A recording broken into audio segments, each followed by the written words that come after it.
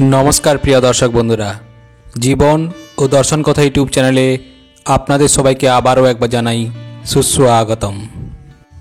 बंधुरा जतई आपन होक ना केन जतई काछेर होक ना केन এই তিনজনের উপর কখনোই বিশ্বাস করা উচিত নয়।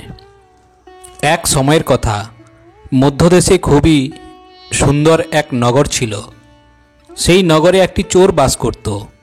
সে ছোটখাটো চুরি করে নিজের জীবিকা নির্বাহ করত, কিন্তু তার চুরির টাকা দিয়ে পরিবারের পুরো খরচ চলত না। একদিন সে ভাবল পাপ তো পাপই হয়, তা সে যত ছোটই হোক বা বড়।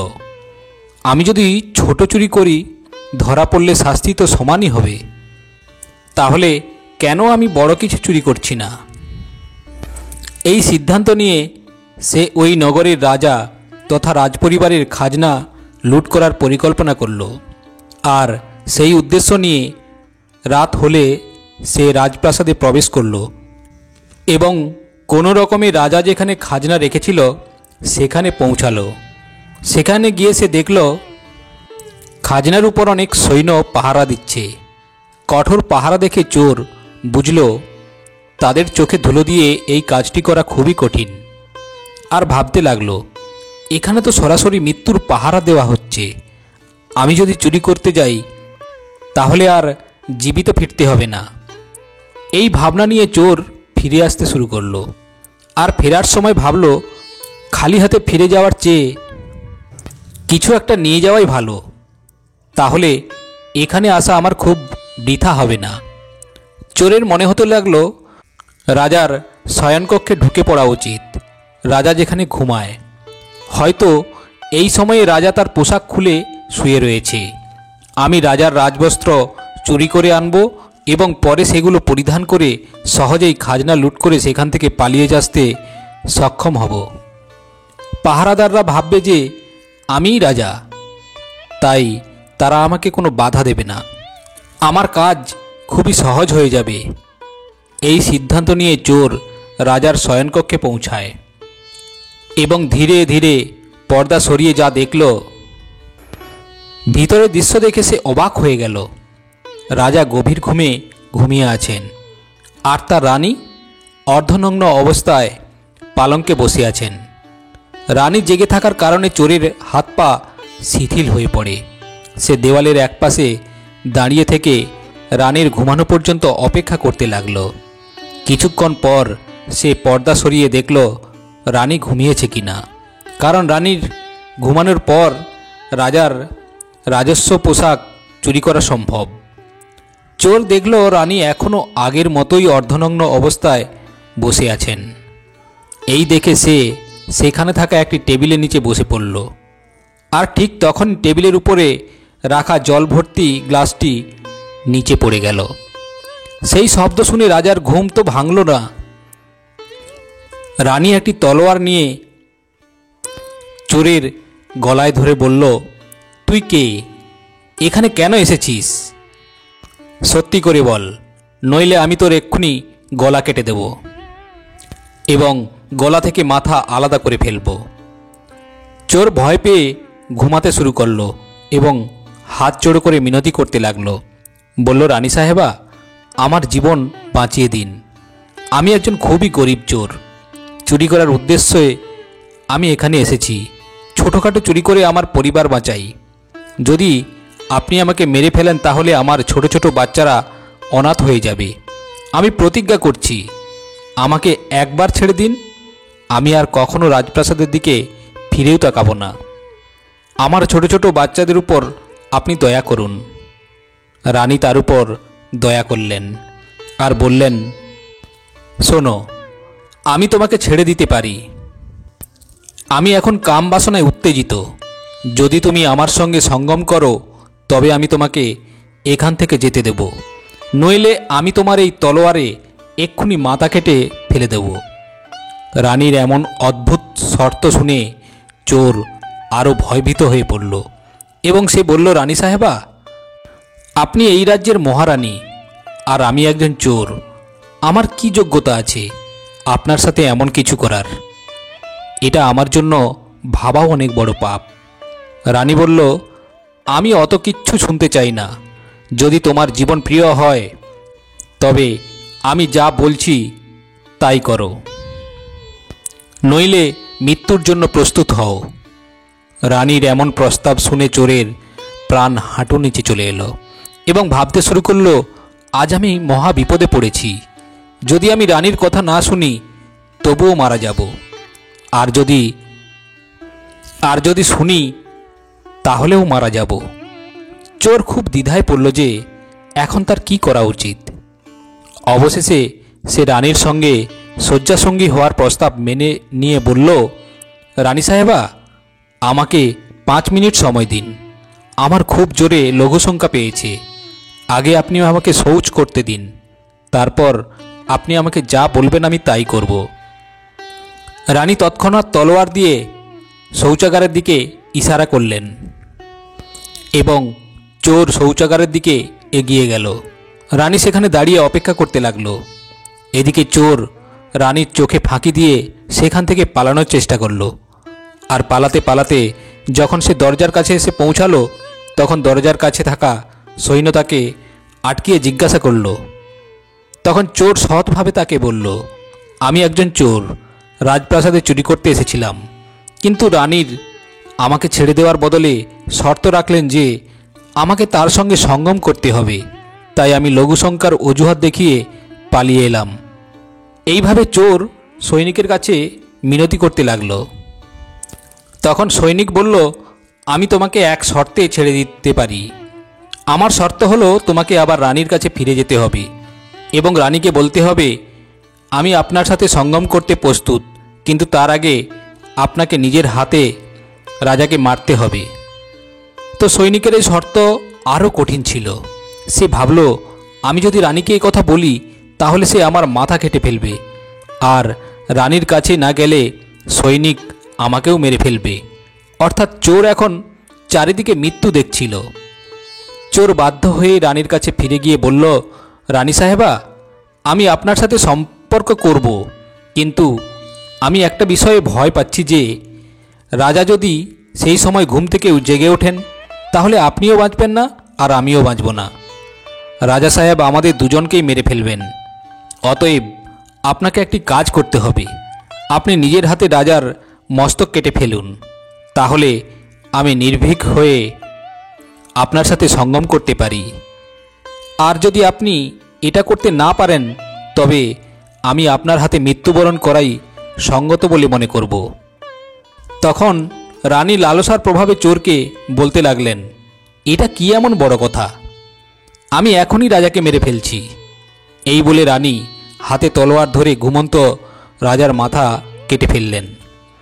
রানী যখন রাজার শিরচ্ছেদ করলেন তখন পুরো রক্ত ঘর ভেসে গেছে এবং রাজার রক্তে রানীও ভিজে গেল। সেই ভয়ঙ্কর দৃশ্য দেখে রানী অজ্ঞান হয়ে পড়লেন। আর ঠিক সেই মুহূর্তে চোর সেখান থেকে পালিয়ে গেল। সকালে রাজপ্রাসাদে খবর হলো, কাল রাতে কেউ রাজাকে মেরে দিয়ে গেছে, কিন্তু রাজাকে যে হত্যা করেছে তাকে খুঁজে পাওয়া যাচ্ছে না। রাজাকে ঘুমন্ত অবস্থায় কেউ মেরে ফেলেছে। এটা শুনে সবাই অবাক এবং রানীও উচ্চস্বরে কাঁদছিলেন।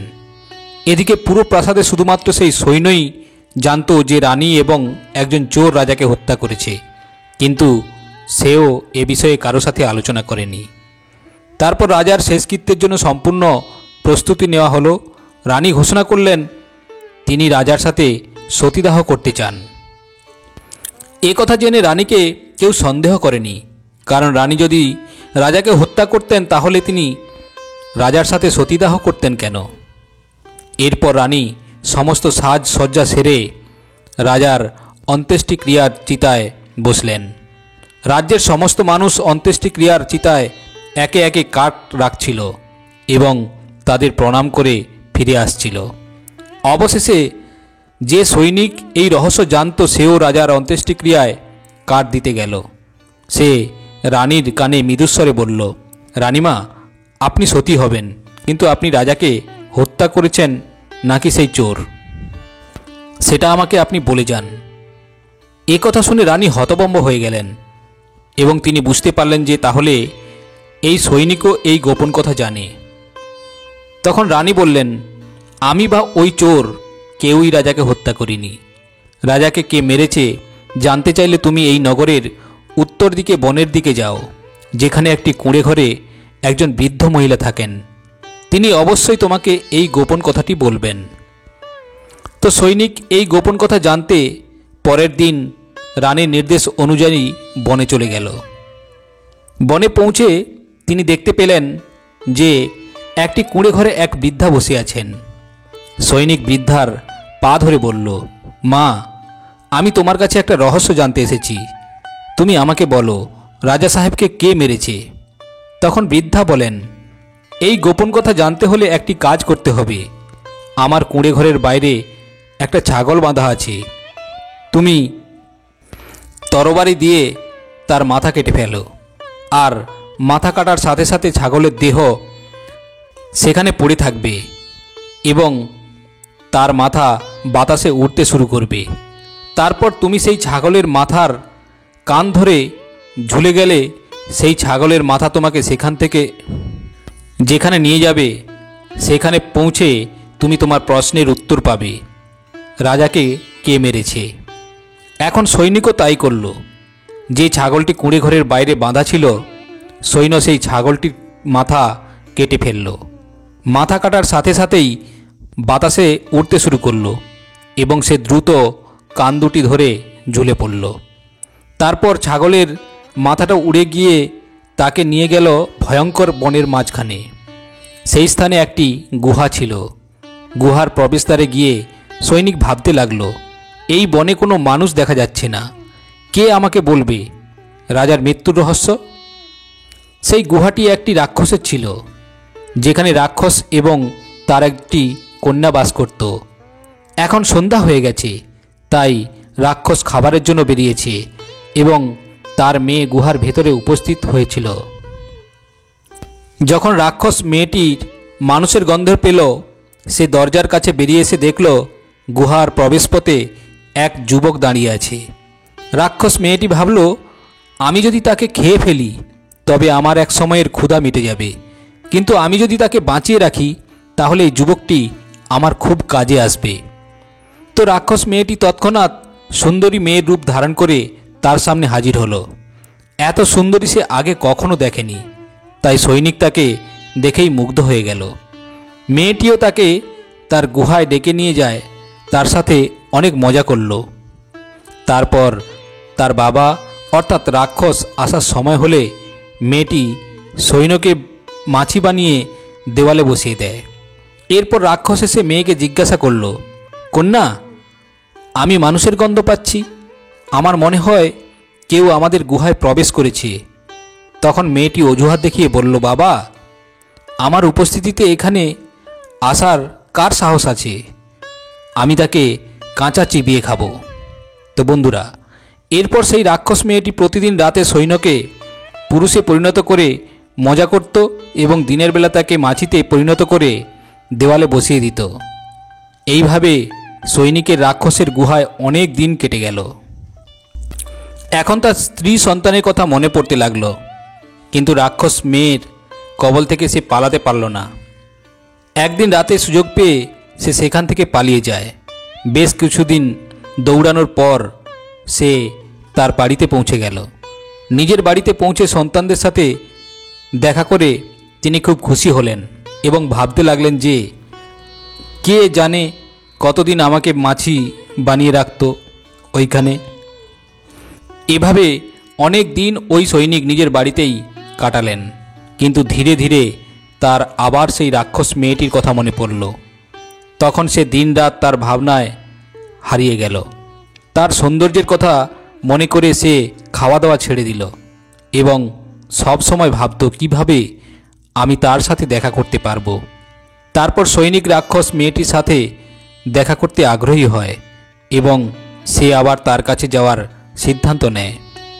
সে ভাবে, গতবার ওই বৃদ্ধা আমাকে সেখানে পাঠিয়েছিল, আমি আবার সেই বৃদ্ধার কাছ থেকে সাহায্য নেব সেখানে যাওয়ার জন্য।